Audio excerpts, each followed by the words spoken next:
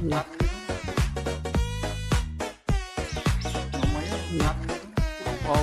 នេះមកអាំងជ្រូកហូបអាំងជ្រូកហូបនៅព្រៃស្ងាត់ស្ងៀមឡ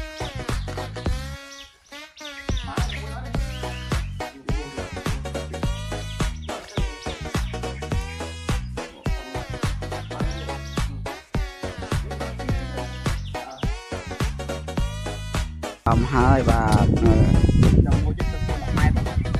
ទឹកជ្រៅប្រហែលជា10 ម៉ែត្រជាងបាទនេះកន្លែងរត់ត្រីជើងទៅ1 ម៉ែត្រទេ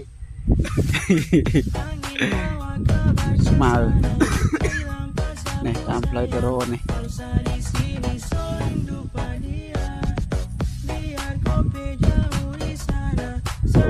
ចាំបានត្រីចាំថតម្ដងទៀត